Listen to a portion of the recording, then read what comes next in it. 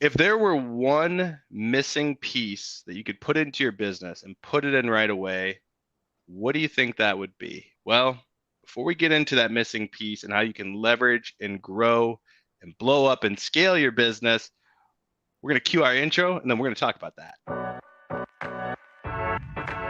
Welcome to Business Insights with Matt Milia. I'm your host, Matt Milia, and in this podcast, we'll talk about the real, raw, uncut business success secrets you won't find anywhere else. Follow my journey from entry level to CEO. We discuss real actionable items you can plug into your business right away. To subscribe to our weekly top tips, you can go to www.mattpodcast.com and join our community of elite high-level performers. And if you're interested in our inside sales company, you can go to www.appointmentstoday.com to jump on a free strategy call. And now, stay tuned for our podcast. All right. Hey, everybody. So Matt Milia here, Business Insights, and I'm super excited because I have somebody who I've looked up to now since 2013 is when I discovered Wally. He didn't even know that. Right here. Wow, that's crazy. Wow, good for you. Good for me. That's amazing. Thank you for that. Absolutely. Well, Wally, thank you so much for jumping on. I'm super stoked. Thank you. Well, so for everyone that's watching, I'd love for you to kind of just give a little background on you and your journey in business and real estate. Mm-hmm. Sure. So I graduated from college in 1990, long time ago. At the time it was probably the second worst year since World War II to get a job. So I substitute taught high school for a year, and then I got a job in the investment industry, mutual funds in Boston in 1991. I worked there for about 8 years, but corporate America definitely was not my friend. And so I decided that I wanted to do something different. At the time, the gentleman who ended up becoming my mentor was doing really well with Coldwell Banker. And I remember the conversation like it was yesterday. It was 1990. It was early 1998. And, I'd had a bad day at the office. And so I called him up and I said, "Hey, Brian, I want to come talk to you." He said, "Sure." I drove to his house and he was on his deck and he was standing his deck. And I said, "Why are you in real estate?" He says, "Well, what'd you do today?" I said, "Well, I had a presentation contest at work. I thought I did really well. I thought I finished first and I finished third, and it's kind of out of my control." I said, "What about your day?" He says, "Well, I had 2 closings that I wasn't at. I got paid $25,000, and then I hopped on my motorcycle and rode to the coast and had lunch, and here I am standing my deck." I'm like, "Sign me up." So, all right, okay, yeah. So I got my license in August of 1998, and then over the next 14 months, I sold 72 houses, which I was really, very grateful for. And obviously, it wasn't all on me. I had a great system, I had great training, I'm saying, so I was really put in the right situation. And then a couple of years after that, I worked with him to help build the Coldwell Banker office to one of the top Coldwell Banker offices in the world. And then I started, coaching really, 2001. And then, I know Mike and Jay really well. So I started working with their teams in 2006. And then I became their first coach in 2008 when they opened up Kinder Reese Coaching. And really been doing that since then. So I, 24 years in the real estate industry, 22 years in some form of coaching and training. So that's kind of puts me where I am today, So it's been a great ride. I've been very fortunate to work with lots of amazing agents, and I've had the opportunity to not just impact people's lives, but also have my life impacted as well. Well, you're an amazing guy as well. I mean, I think that's important that we don't leave that out, because your writing, and I mean, I'm going to say it. I'll say it again. Your writing is awesome, and you've got a book now. Absolutely, you got a book that's coming out and talking about some of the challenges, the struggles. But you've been ghostwriter for multiple people. You've wrote some amazing books. You've put out some amazing content. And tell everybody a little bit about the book that's about to be coming out, if you wouldn't mind sharing. Yeah, and thanks for the opportunity. So, a lot of people had tough lives. I had a tough life, and I made a lot of bad choices, had a lot of rough things happen to me, and then I did a lot of bad things, hurt a lot of people, and I've learned a lot of lessons along the way. If you're fortunate, you never hit rock bottom in life, and I can tell you it's not a fun place to be. And I kind of hit rock bottom back in 2019 after a really toxic relationship. And I just, it was just one bad decision after another. And every time it happened, I just didn't recover well. And I considered heavily in October 2019 taking my life. And then, I had kind of a flashback to when my dad died when I was 23, and just remembering how hard it was on my sisters and me and how it impacted my life so negatively. And I just decided I want to do that to my 4 kids. And so, the last few years I've really been working hard on myself. And, I realized that there are lots of people, especially entrepreneurs and salespeople, who aren't able to live their life, their dreams, to create the success they want because they have challenges and issues that they faced since they were young that they haven't worked through. And so, they're just not able to create for themselves, as Cliff Freeman calls it, time freedom, money freedom, and location freedom. And so, my book is about how I overcame what I experienced and how I overcame those things. And, how by taking radical responsibility for our lives and our decisions and what goes into our head, how we can change things. And no matter how old you are, how late you think it might be, that you still have a chance to create a great life for yourself. So that's it in a nutshell. I love it. What's the book called? It's called Tragic Hero, Picking Up the Pieces. That. If you don't follow classic literature, tragic hero is not a hero. It's not like the hero. It's more like somebody who makes a bunch of bad decisions and gets arrogant and haughty. And as a result of those bad decisions and being arrogant and haughty, they have a huge downfall. And then, they realize the error of their ways and how it happened. And they basically then it's all about them, working their way back to where the point where people look at them and see that they finally rebuilt their lives, and people finally understand what that person went through, and they're only a hero because of overcoming all the stuff they created to themselves, created for the bad stuff they created for themselves. So it's not truly like a hero, but it's more like a story of redemption. But you know how relatable that is? Because think about it like this. You have all these people that are, they might be at the top of their game and things are amazing. And from the outside looking in, it looks like a perfect life. But then when you really dig deep and you get to the inner core, it's kind of built on a house of cards where, and it's not just necessarily a house of cards it's not necessarily a house of cards because of financial instability or things like that. It's sometimes in a case where a lot of these folks that so many people they put up on this pedestal, or they think they're the greatest thing since sliced bread. They don't always see that journey, everything that went into there. So that's amazing that you were able to articulate that, put that on paper, and I have a feeling that's going to go very, very well for you. And from your, as they say in the circles of Italian families, as we know, from your mouth to God's ears, right? From your mouth to God's ears, right? So. And the fact that you're able to put that down makes a huge difference. And now what you're focused on, and you learned, so, shout out to Brian Moses. You worked with Brian hand in hand. Brian's phenomenal. And one of the things that Brian, of course, I'm sure instilled in you, and you guys you had the luxury of role playing together, going through overcoming objections, handling different challenges and situations in real estate. How valuable was that for you? Yeah, would you say? It's invaluable. You really can't put a price on it, and it's people don't realize this, but Brian was one of the pioneers of bringing buyer agency nationally and even into Canada. You know what I'm saying? Buyer agency really came available in 1992. It was as a result of a lawsuit in Minnesota. And, he got into business, let's see, like 93, 94, in that range, maybe a little earlier, 90. But anyways, he got in pretty early. But, the whole point is that, he had a good mentor, and then very much a revolutionary, very much a pioneer. And, he created the whole process around buyer agency, transaction processing fees, and taking the legal aspect of buyer agency and turning it into what we now know as buyer representation across the country, and how to do it, securing somebody to a buyer agency agreement, collecting a fee, negotiating your fee, and so, super smart guy, great coach, big heart. And, for me to be able to sit next to him on a daily basis, and it's actually a funny story. Like, I role play with somebody every day. I prospect every day, either for my business or for another business. I'm working on things all the time. But I remember our lease was up where we worked, and we were kind of in transition. Brian was buying a building, so he rented out this oversized closet from a guy that owned a mortgage company across the way. And when I say closet, it was a closet. It was a big closet. It was a closet, right? So he had cubes in there, and we desking. So I prospected. We all sat in the room, and I sat there and prospected next to him every day. And when I did it, he'd say, "Don't say that. Say this. Don't say that. Say this." You know what I'm saying? And so, Right. it was amazing. I mean, it really changed my life, not just as a real estate agent, but as a person, as a coach. I mean, it had a huge impact on me, like he has on thousands of agents across the country.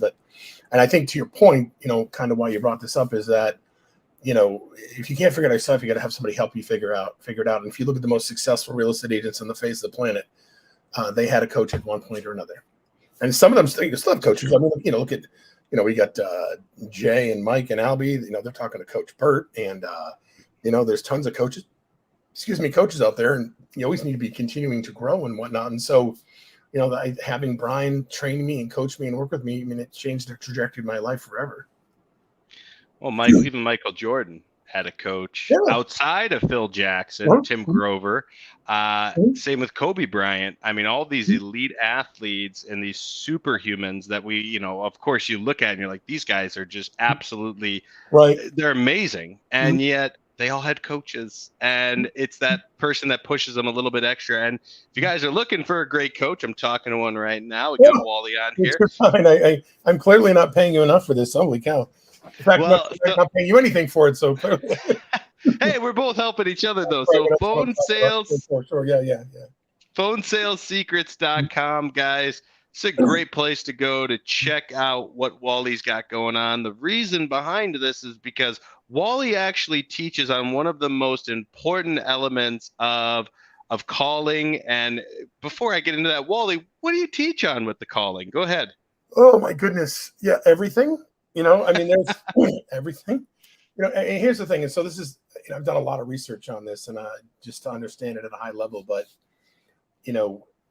the phone is still important in the whole sales process. You know this. You have a company that sells people on the phone like you. That's how you make your living. And so it's funny. The internet, I think it hit the ground in 1995. It finally was made available to the public in 1995. I want to say April of 1995.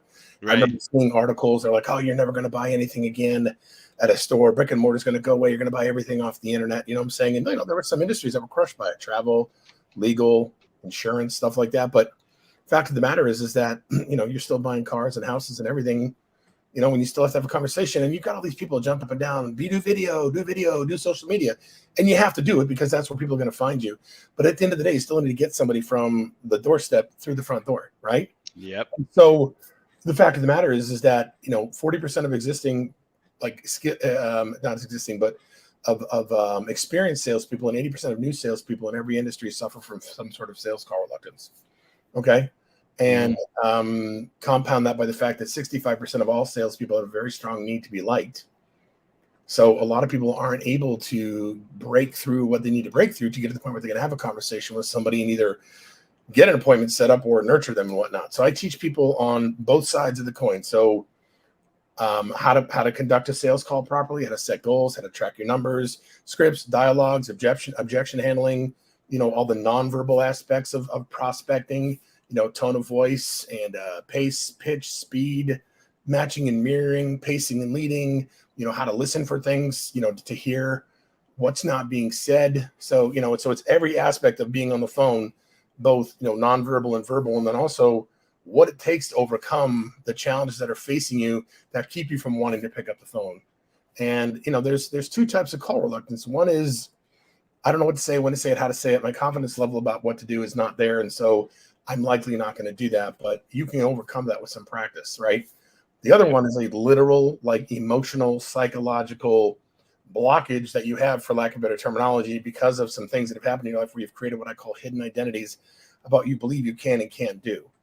And so if you have that, the first thing I do is teach people how to overcome that, and then how to get on the phone, and then how to be really good on the phone, and not just how to be good on the phone, but also how to actually, do what you do, which is, progressive profiling, contact somebody, build a relationship, capture information, build that relationship over time, stay in touch with them, and become, in their mind, the end all be all, gold medal, winner of solving their needs or their problems.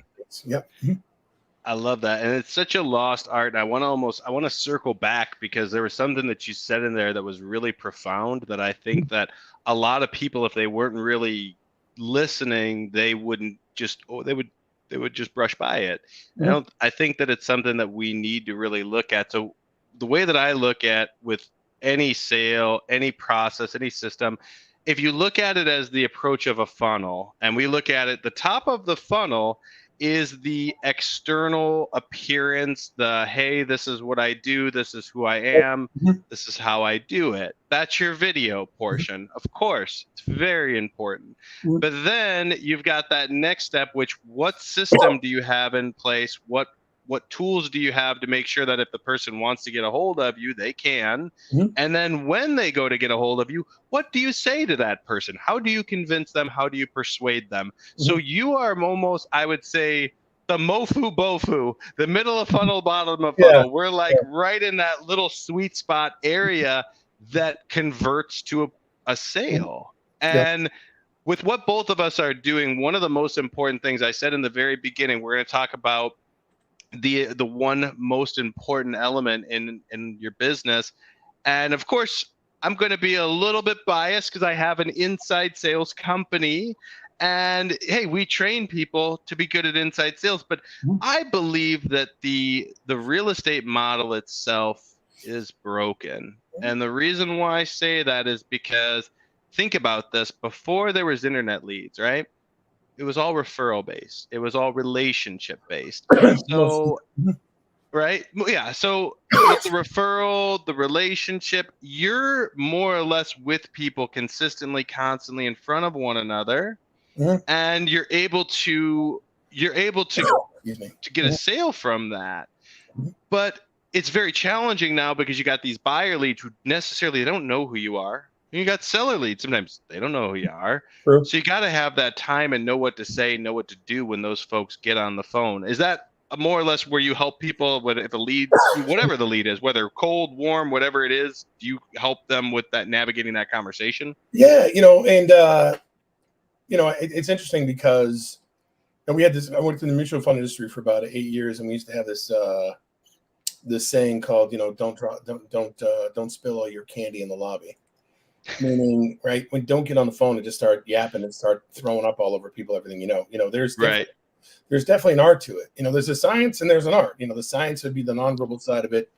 Yep. The art would be the verbal side of it. I'm saying, as far as I'm concerned. And I definitely, by the way, I'm not a tofu guy. I don't like tofu anyway. And the top of funnel is somebody else's game. I don't, I know. I know. I'm messing with you. So, but I digress. So, but the whole point is, to answer your question, you know, you have to know as soon as you get on the phone with somebody what your goal is and what you're trying to accomplish. Right? There's one outcome of every call, and that's what? Set an appointment. Yeah. That's it. I want Right. to set an appointment. The secondary outcome is to create a nurture, and the third outcome is to decide you're not going to visit that person at all. So Right. you have to know that those are your three outcomes, and that your job is literally to get the information that you need in order to make a decision as to why you want to do business with this person. I think some people get so excited to get somebody on the phone that they're more interested in just trying to get in front of somebody, try and get them to go buy a house. But if you're not, if you're not asking for timing, if you're not finding out motivation, if you're not finding out capabilities, if you're not finding out what you need, and you're running out meeting with people, you're going to burn a lot of time, a lot of energy. You're not going to make a whole lot of money. So, you got to know what you're trying to accomplish, and then you got to know what to look for once So look, I set an appointment. Now, is this somebody that I want to spend time with? Right? Jim Yep. Rohn, time is more valuable than money. You can always make more time. Money, you can't make more time. Is this somebody that I want to invest my time with? I can't be so excited they said yes, that it's not the right person. So, ready, willing, and able. Do you have money? Are you committed to doing it? There's some sort of life event that's committed to, that you're committed to meeting from a time frame standpoint. And are you willing to do what it takes to go ahead and buy or sell a home? If that's yes, great. If not, then, we have to meet later. I had the whole element of what you brought up. It made, I don't know how this happened. It just made me think of a story from, I used to work at Quicken Loans. I worked in mortgage Wow. I was at Quicken for about a year, and I would have been there longer, but I also wouldn't have had a wife either. So I had to kind of make that I had one of decision. those jobs. Yep. I remember that well. Oh yeah. You lived there, and I'll never forget this though. My buddy, one of my good buddies, and we would drive into work every day, and this guy, I mean, he would blow my numbers out of the water. Like he was like, and I ended up being, I was like number three, I think number three, number four overall You're Quicken? at Quicken, yeah, and that was between Arizona, Michigan, and Ohio. There was a few thousand people. He was usually he was actually, his numbers were better than mine, but he was always way down on the chart. And a lot of it is because of what you just said of get so excited to, get that appointment. Oh yeah, I got an appointment. I got an appointment. But they forgot about adding value along the way and listening to the buying cues, listening to what these people had Mhm. to say. And you'd forget about filling all those gaps in, Mhm. asking good qualifying questions. So he'd throw all this garbage up, and he'd throw 30, 40 deals up in a month, and out of the 40 deals, 34, 35 of them would fall off.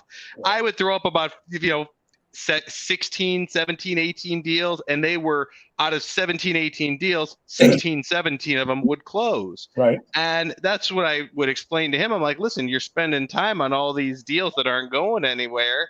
You've got to be able to ask the right questions. Just like you said, you got to have that rhythm of what to ask. And of course, in a lot of cases, if you don't know what to ask, I think that's the big part of it. Do you kind of go through and tell people what questions and things to ask when they go through the training with you? Yeah, I mean, it's I've got like a whole outline that I take people through, and it's let's know your outcomes, okay, and then let's know what our avatar is, what Hmm. kind of prospect we're looking for, and then yeah, also now, and I'll get to your question in a second because it's all part of it, but you gotta have a Yeah. business model. What's your business model? You can't go to McDonald's and get lasagna. You know Right. what I'm saying? You can't Right. go to Olive Garden and get tacos. You know what I'm saying? Companies have their business models, right? They're doing what they do Right. best, right? So from your perspective, when you're working with a buyer, are they buying within 90 days or less? Do they have cash Yep. or can they get financing? Do they have a life event? Is there a birth or death? Getting a job, leaving a job, marriage, divorce? I mean, what are the minimum criteria that somebody has to have in order for you to decide you're going to do business with them?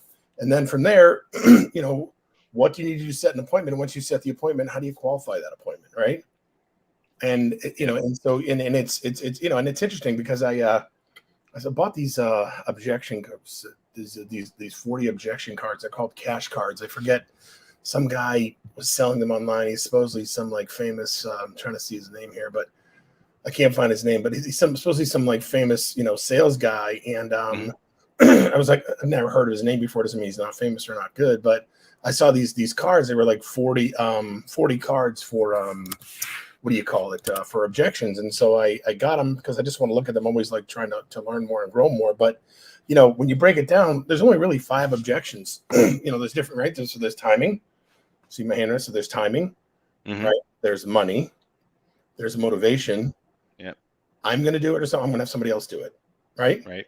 And then maybe I have to talk to somebody else, right? But the whole point is there's not a truckload of objections. Now there's a bunch of different little sub objections to all that, right? Right. So if you know what to say to set an appointment, if you know what you're looking for, and then you can handle, let's call it 6. If you can handle anything that comes up in those 6 objections, Right. covered. You know what I'm saying? And so, and I think people make it really hard on themselves because they feel like they have to know so much, and then they don't practice, they don't call enough. So it's like getting a shot every day. You get on the phone because you don't do it enough. So Yep. yeah, so you have to know what to say, when to say it, how to say it, and you know what you're shooting for. You need to know what type of people you want to work with, and then you just got to apply that on a consistent basis.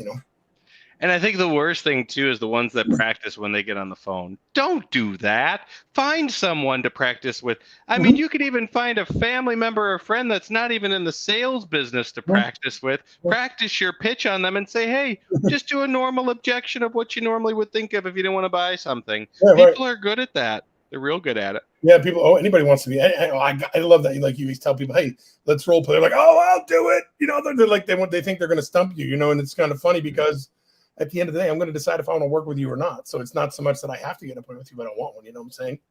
Yes, So, I'm so glad you say that because one of the things I always train my guys up on, I say, listen, it's about focus on a quality conversation and extract as much information. You got to come in like you're an investigator and come in and ask great questions. One of the I think this was, I don't know if this was Jordan Belfort, but it was one of these things that I remember back from when I was watching. And it said, you remember Columbo, where yes. Columbo would go in and he would just be Oh like all like stumbling upon something. Oh, hey, by the way, Can you like, tell me, ma'am, on the with that eye thing? right, Can you tell me, ma'am, on the Sunday? Right. So. right, right. Mhm. You got to have though that natural inquisitive curiosity, and there's no shame, and I want to, for everyone that's watching, because we have a lot of loan officers, agents, insurance agents, just business owners in general, but we have a lot of folks that watch that are in this financial end of the business, and one of the biggest challenges a lot of them have is that they're, oh, I'm not good at being naturally inquisitive on calls or whatever the case may be. Well, one, we're not born that way, and it takes practice. But if you don't want to get good at it, that's where guys like us come into handy, because they can hire an in-house person and have you help them coach that in-house person, or do it for them, or you get a done for you system through us. So it's a matter of figuring out what you're going to put your focus into. I mean, that's how I look at I it. agree. I agree. And that kind of speaks to the business model conversation you brought up a little bit earlier. Yeah. I mean, think of one business where you work with somebody where they're efficient, where they do everything. There Yeah. isn't. There isn't. No, there's not. There really isn't. I mean, unless maybe you're like a dog groomer, you know what I'm saying, where you have the Yeah. dogs, tethered to the pole and you're doing everything yourself. But there's very few businesses where you're going to be successful, where you can scale, where you can create an even bigger, better opportunity for yourself, where you do everything yourself, and I think what I tell my coaching clients is that nothing is, quote, permanent or terminal, right? You're never going to have to prospect forever all your own. You're never going to have to process transactions forever by yourself. You never do marketing all by yourself. You can always do it until you can pay somebody to do it, and then you pay somebody else to take over that, right? Which is, where your organization comes in huge value for people, because you've got a proven system, you've got great trained people, you've got proven results. And as soon as I can afford to hire you, I should hire you, because you're doing for me what, number one, isn't the best, highest and best use of my time. Isn't the most dollar productive activity for me. And yet it gives me the bandwidth to go ahead and do a better job and build my business, and 100%. Right. No employees to manage, no benefits to take care of, no reviews to do, no tracking to take care of. It's like the Ron Popeil, Showtime Grill, set it and forget it. Let's talk every week, Right. Right. It's not unlike that. It's a little more involved in that. But the whole point is, and there's a book called Predictable Revenue. Great book. Right. Written about, the basically the growth of Salesforce, right? Taking Salesforce from a $1 million company to a $10 million company in a year. Yeah. Something like that, and the whole premise of that book is segmentation, letting people do what they do best, and there's account managers, there's, business development reps, there's inside salespeople, there's outside salespeople, and you let the people who are best at what they do what they do, and you do what you do best. And so, it's the key important distinction here. If you're going to hire somebody to replace you in a specific part of your business, you got to make sure, number one, that you have the financial wherewithal to do that. Right. You know what I'm saying? I mean, you don't want somebody to spend their last X number of dollars on buying your product. No. Where they can only afford you for 1 month. Right. No. Because it's going to take you 90 days to at least have them start seeing some results, right? 60 to 90 days. Yeah. I mean, you get appointments pretty quickly, but for them to start turning those things into dollars, it takes a few months. And real estate sales cycle is 90 days, right? So the whole point is if you're going to replace somebody in your business, you got to make sure you have the financial wherewithal to do it, and that you understand when you're replacing that person that you can still give them the feedback that they need to get the results that they want, and then you'll know if what has replaced you is working or not. So anyway, got a little bit off the beaten path here, but no, we didn't. Okay, so anyway, the whole point is it's true. Okay, right. The whole point is that you want a model that works well for you, and that means at some point 100%. You're not going to do it all yourself. You couldn't have picked a perfect area though to touch upon, because this is something, and I've had interviews with I've had interviews with present clients, past clients, pretty much anyone you can imagine. And one of the things that I've always asked them, I said, what was one of the biggest things that you learned about an inside sales rep? They said, well, it wasn't as good as I thought it was going to be, as fast as it was going to be. I'm like, okay, tell me more about that. And then, of course, real estate. Right, exactly. And that real estate, exactly. And that was one of the things that these people realized. They're like, but we stuck it out. And, the first month or two was a little rough. It was tough, though. You're navigating tough waters, because there is a cash conversion cycle to there's a cash conversion cycle to everything, but to real estate, It's one of the slowest cash conversion cycles. It's one of the slowest ones that I know of. I could be wrong. There could be other ones that are slower, but it is very slow. But that's why there's huge rewards in the end when it closes, when the deals are funded. And for those that invest the time, now of course there's always, and I'm going to go back to Vern Harnish, scaling up. There's three challenges generally in any business. There's either a skill problem, there's a tool and system problem, or there's a people problem. And I always look at it with, I think that's skill, tool, and system. Oh, maybe data. Well, data might be. Well, that's not in every business, but in the sales side of the business, yeah, it's yes, in the sales side, yes. Tools, data, effort, and skill, right? And effort and skill will be into the people side of things, yeah. Right. So, and that's where a lot of times business owners are always like, well, it's the people, or it's, or then of course the people are like, well, it's the leads. But sometimes it's just a mix of everything. And you've got to be able to really get in there and figure out what the issue is and then solve for it. But also realize that everything takes time to materialize. We just launched a nationwide campaign. I'm super excited about it. You're actually the first person I'm sharing this with on the podcast. But we just launched a nationwide campaign for lead generation, which you've probably seen me in some of the groups being like, hey, I need a referral for this area. Oh, yeah. It's because we're running online advertising, and I am the actual inside sales rep right now for that. Yesterday was one of the most exciting days because I finally delegated it off because I was getting, 8, 9, 10 leads a day, and they're coming at all kinds of weird times throughout the day. I'm picking up the phone, calling them, going through the process. But it's very exciting because that right now is one of the biggest needs especially in the real estate industry, is good, solid, high quality seller leads, and not just leads, people that are actually agreeing to, yes, you can come, have an expert come see my house, have somebody tell me about selling my house. So the reason why I brought that up wasn't for a shameless plug, because we really don't even sell that off to anybody. Shamelessly plug. I mean, people need leads. I mean, you need leads if you're going to be successful. You know what I'm saying? And most people aren't doing a great job. They don't. Go ahead. Sorry. No, you're good. But my point was, the lesson I learned, Wally, was that when I was doing this a few months ago, I was using the wrong system to generate the leads. And just, even though I was, good on the phone, having conversations, they weren't converting like I thought they should have. Now, change the system, change the tool, which I'll tell everybody is YouTube. YouTube is probably the greatest thing right now since sliced bread when it comes to generating leads. I have generated really solid, high quality leads from there. So why is that important? Because my system, there was nothing wrong with the system. I was the one calling. Arguably, maybe it was me, who knows? But I was making the calls. The calls were going well. But they just were not motivated to take action. So I figured out it was a data problem. Once I fixed that, all of a sudden, everything became exponentially better. And I feel like that's kind of what we do for people in their business. We help them take those elements of their business and fix what's broken. No, and I couldn't agree with you more. I mean, I've referred you to a bunch of my clients and certainly believe in what you do. It's interesting. You must hear, the leads suck. Oh, the leads suck.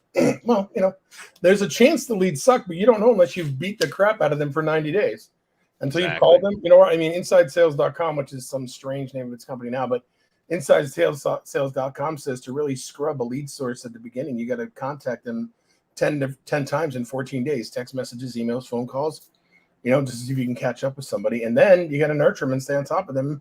Whether either you got to stay on top of them if they don't connect with you, you've got to nurture them if you do connect with them. And so, most people, number one, and this is where the model's broken too. I get a couple deals. I don't have the time to make 10 contacts, over 14 days. I don't have time to nurture leads. You know what I'm saying? And so, the tough thing as a real estate agent is you're basically, when you do your job and you start selling houses, you're taking yourself out of the one part of the business you really can't afford to take yourself out of, and that's lead generation and conversion. Yep. And that's where this roller coaster comes in for some agents. And the goal is just to keep it going nice, up and steady, not this, because this is when it gets dangerous, where you're going down hills. And you can make it like, when I worked in the mutual fund industry, we talked about, the performance of funds being like using a yo-yo walking uphill. right? The growth is consistent. There may be ups and downs along the hill, but you're always growing. You know what I'm saying? So, yeah, for Yeah. sure. Mhm. So true. Well, Wally, first and foremost, I mean, again, thank you so much for coming on. By the way, for everybody that wants to reach out to Wally, Mhm. Wally at phonesalessecrets.com. Mhm. Um, any closing thoughts, Wally, that you wanted to just share with anybody that is either thinking about maybe, Mhm. help getting someone to help either delegate calling leads off to, or getting someone to help with, anything in their business? What are your thoughts for them? I think we kind of create these benchmarks as to when to bring people on. You know what I mean? So, when it comes to the whole prospecting thing and whatnot, because the people at the like they got to pay for your service or an ISA service, and they got to pay for leads too. You know what I'm saying? So I tell people, Right. you if you really want to do it and do it right and be protected, you should have 3 to 4 months of whatever it is in the bank that you don't need to touch, roughly, or on its way. You know what I'm saying? So that way, you put 3 to 4 months of your fee for whatever lead conversion service you use, whether it's Matt or Hire an ISA, 3 to 4 months of lead costs in the bank. You should be fine, because then you'll give yourself a whole full sales cycle to take advantage of what's coming in from this new lead production strategy, to go ahead and replace that income going forward and never have to come out of pocket again. And so what I would do is I would look at my business and I would say, okay, what do I need to do to put aside whatever it is, to hire an ISA with leads? It's like 12 grand, something like that. No, 14 grand. Yeah, about 14.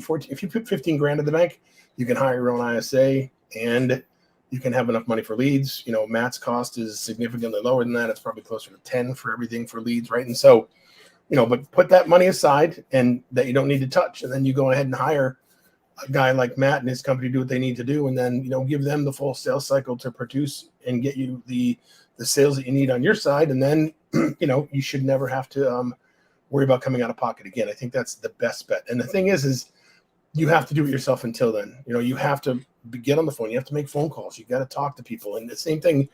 Even if you go online and you become this rock star online, these super well-known people online, and you can get people to want to do business with you or talk about doing business or talk to you about doing business with you, you still got to give them a compelling reason. You still got to pick up the phone and call them, build relationships with them. And I hear every day, I just talked to somebody the other day who sold a house for somebody, helped somebody buy a house last year, and the person called them and said, hey, I want to go ahead and sell my house because I want to move to Florida for some business. And this person's like, okay, great, I'll do that.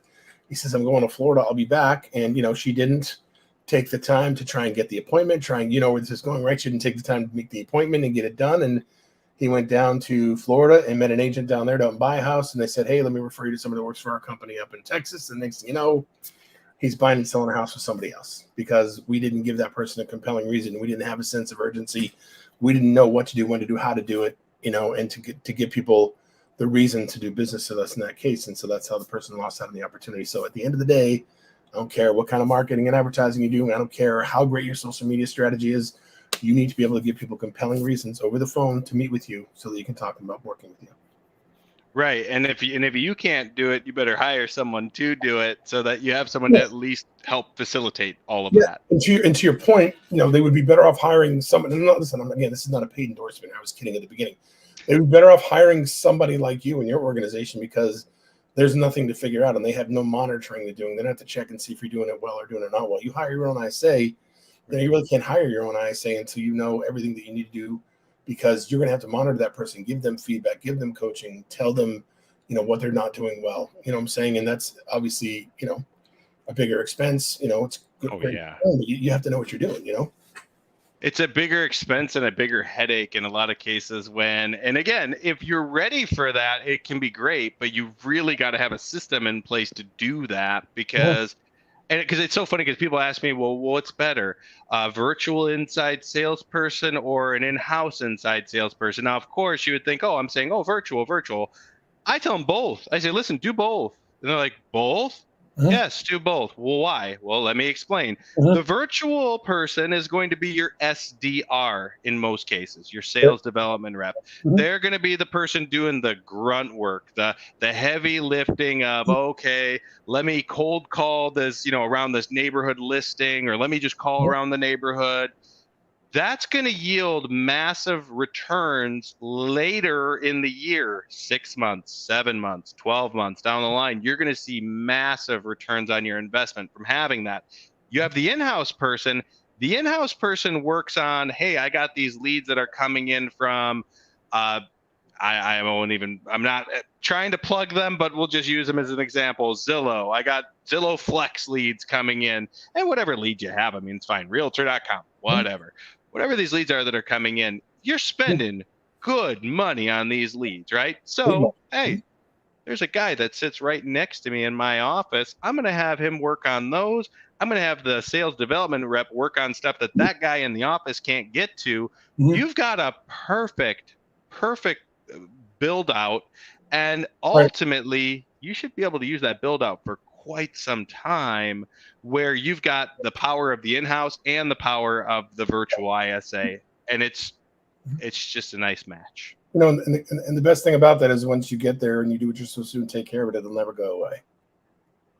Right. And that's because with an in-house person, the only risk with it, because an in-house person, you're going to be able to really groom them, and that, who knows, that person might become your lead listing agent, or if it's, you know, or if it's the finances, that person might become a sales manager from other people in your team. It happens. It happens all the time. But what a lot of people miss out on is if that person that you hire in-house, they get another job offer, they get another opportunity. I mean, I literally just had somebody the other day call me and they're like, oh my gosh, we had this person. I talked to them months ago. They're like, hey, we have an in-house person. We appreciate you. Hey, no problem. No big deal. I get it.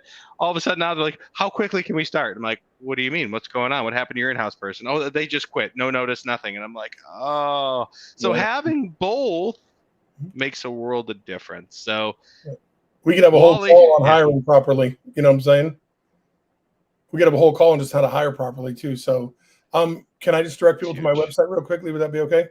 Of course, yes. Because I got a little freebie for them. You know, the only bad thing, well, not the only bad thing, but one of the worst things about sales call reluctance is that it's not going to go away on its own. It's not like a cut. You know what I'm saying? It's not like something you put a Band-Aid and some Neosporin on and it goes away. You have to do the work to make it go away. And I assure you, I promise you, it is virtually impossible to build a scalable real estate business or any business if you're not willing to get on the phone and talk to people. So true. And I'm not trying to be mean or hurtful. Your business will never grow the way you want it to grow if you're not willing to get on the phone and talk to people. It's just the way it is. So, you know, I've got a free mini course I created on my website. It's phonesalessecrets.com. It's a little 5-step program I've come up with to help people overcome sales call reluctance. Go grab it. And then there's a way to schedule a free 15-minute consultation with me if you want to talk a little bit more about it. If you're having problems with prospecting, getting on the phone, scripts, dialogue, skills, hiring an ISA, whatever it is, go and grab 15 minutes. It's free. And let's talk and see if I can direct you. My goal isn't to sell you anything on that call or to try and squeeze you for money. It's just to consult with you, give you some direction, and see how I can help you. All right? That's all I got for you today, man. Awesome. Wally, thank you so much for jumping on, adding so much value. And for everyone that's watching, we'll see you same time, same channel next week. Thanks again, Wally. See you, everybody. Yeah, bye.